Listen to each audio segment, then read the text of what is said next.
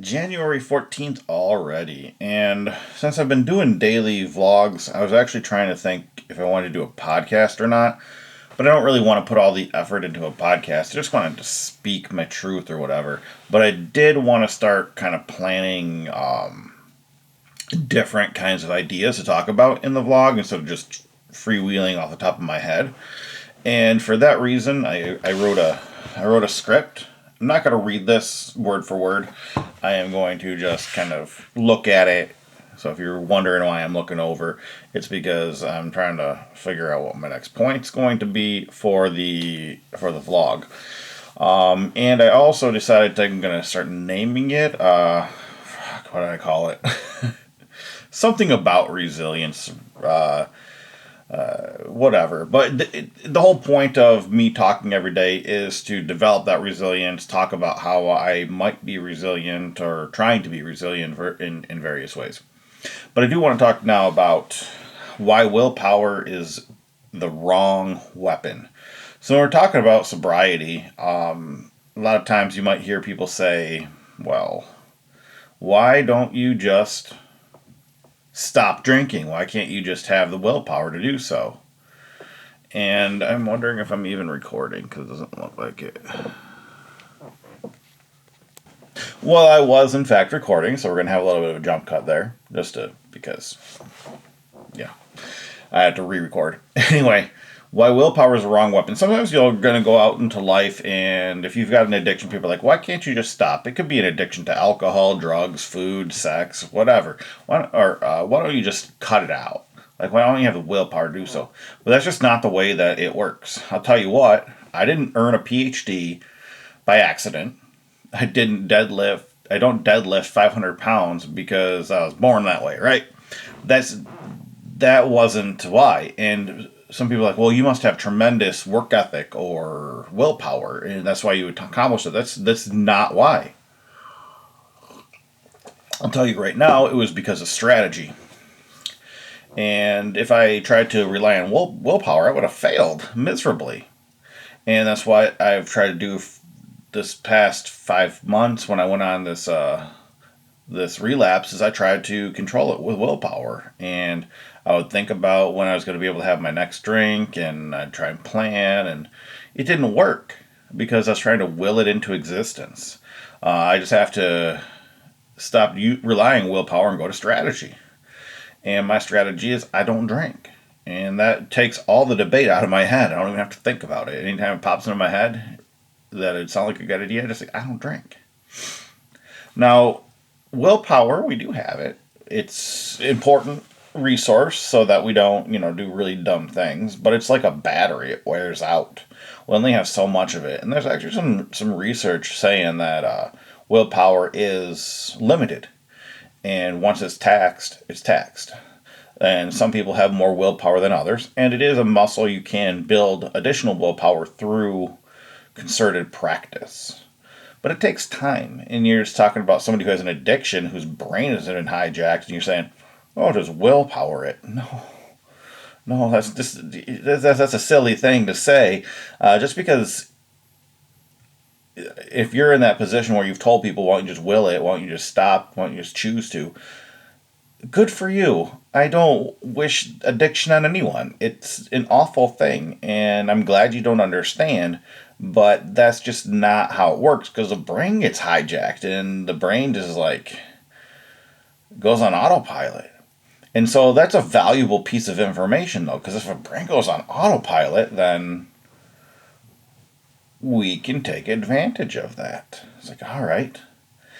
So that's why we strategize. So I strategized when I was working on my doctorate. I was working full-time and a part-time job, and I had a family with a young daughter, and I strategized. I was like, I have to just set in stone when I'm going to work on these things. And that's what I did.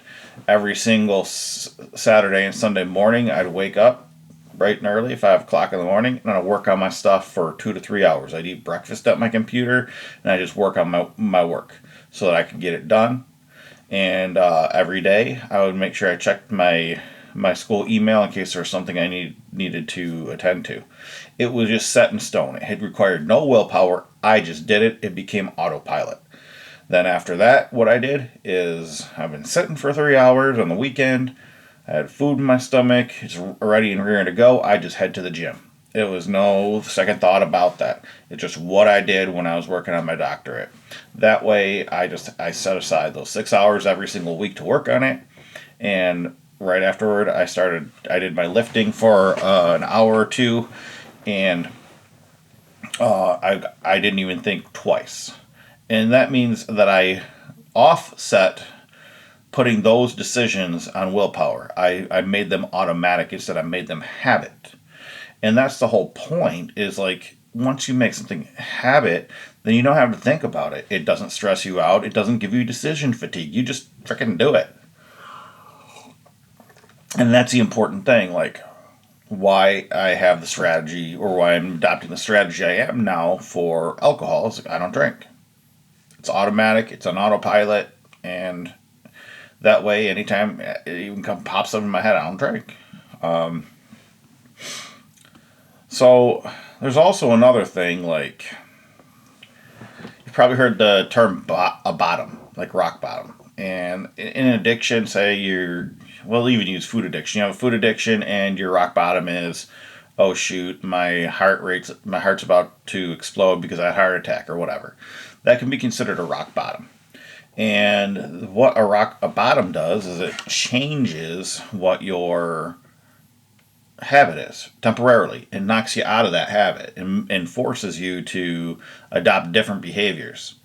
Now with addiction like drugs or alcohol, you get a bottom. You have a reprieve from wanting that. You have a broken habit from wanting that. And that allows you to develop a new set of behaviors. A lot of people don't. They don't develop those new behaviors. They just say, I'm never going to drink again, and they don't do anything different. And they don't figure out why they drink, and so that becomes a problem to them.